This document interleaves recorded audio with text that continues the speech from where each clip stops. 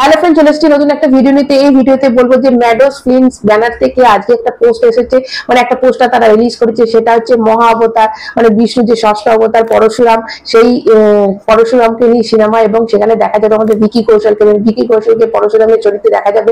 এবং চিরঞ্জীবী পরশুরাম থাকবে। চিরঞ্জীবী মানে হচ্ছে ইমমর্টাল, যার কখনো মৃত্যু নেই, মানে সে এই সময়তেও রয়েছে, এই কলিযুগেতেও রয়েছে। এবং সে কিন্তু যে এই কলিযুগের যে অসুর কালী আছে তাকে মারার জন্য যখন বিষ্ণু দশম অবতার জন্ম নেবে কল্কি, তখন কিন্তু সে এসে বিষ্ণুকে মানে কল্কিকে কিন্তু শিক্ষা দেবে, মানে কল্কিকে সাপোর্ট করবে, তাকে দুষ্টের দমন করবে। তাকে বলা হয় যে এই কলিযুগে কিন্তু সে রয়েছে, এরকম একটা ভূমিকায় তাকে দেখা যাবে। যেহেতু চিরঞ্জীবী কথাটা আছে, সেই জন্য আমরা ভাবতে পারি যে এখন বর্তমান যুগে তাকে দেখা যাবে। দেখো, যদি পরশুরামের ক্যারেক্টারটা কিন্তু প্রতিটা জায়গায়, যেহেতু সে ইমমর্টাল, সে মহাভারতও থাকবে, রামায়ণও থাকবে, তো অনেকটা বড় হয়ে যাবে। তার থেকে যদি এই চিরঞ্জীবী মানে একটা নতুন ধরনের যে এই বর্তমান পরিস্থিতিতে পরশুরাম কিরম থাকবে সেই অবতারে তাকে দেখা যাবে। মানে এটা মানে পৌরাণিক সিনেমা। এবং এটা এই সিনেমাটা পরিচালনা করছে অমর কৌশিক, যে স্ত্রী 2 করেছে।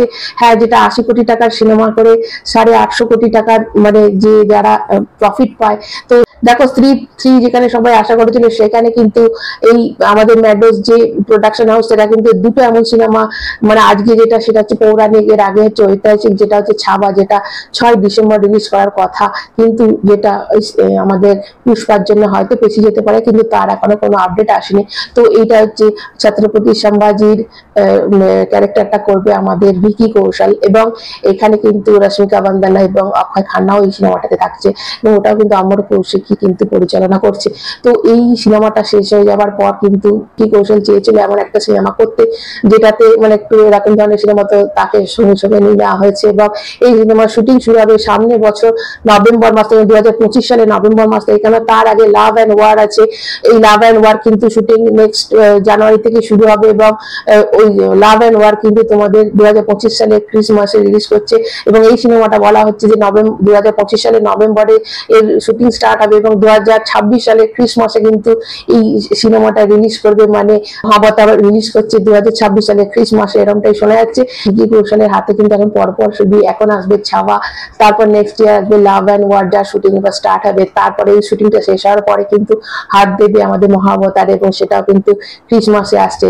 তো এবার দেখা যাক যে বাকি চরিত্রে কে কে আসে। আজকে শুধু যে পরশুরামকে করছে সেই চরিত্রটাতেই আমরা দেখতে পেলাম, কিন্তু বাকি কারা কারা আছে, কাস্ট আর কে কে আছে, সেটা যতক্ষণ না জানা আছে ততক্ষণ বুঝতে পারা যাচ্ছে না যে মানে কিরকম হতে চলেছে সিনেমাটা। কেননা পরশুরাম কিন্তু খুব জবরদস্ত, খুব রাগী একজন, মানে কিন্তু খুব সৎ, এবং ধর্মকে যে স্থাপন করে, ধর্মের ন্যায় পথে চলে।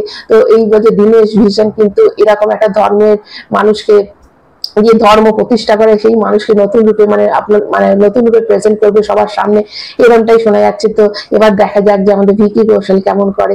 তো পোস্টারটা তো অসম্ভব সুন্দর লাগলো। এবং মানে দক্ষিণ ভারতের সাথে যে আমাদের যে একটা ট্যাক্কারে, সেটা আমরাও কিন্তু জিততে পারি, এটা একটা মানে পোস্টারটা দেখে এরকম একটা মানে দারুণ একটা লাগলো পোস্টারটা। এবং পুরো পরশুরাম যেমন রাগী কিন্তু সে ন্যায় পরায়ণ, সেরকম একটা পোস্টারটা লাগলো। তো তোমাদের কেমন লাগলো অবশ্যই কমেন্ট করে জানাবে। নতুন হলে চ্যানেলটা সাবস্ক্রাইব করবে, আর একটা লাইক অবশ্যই দেবে। এখন মতো টাটা।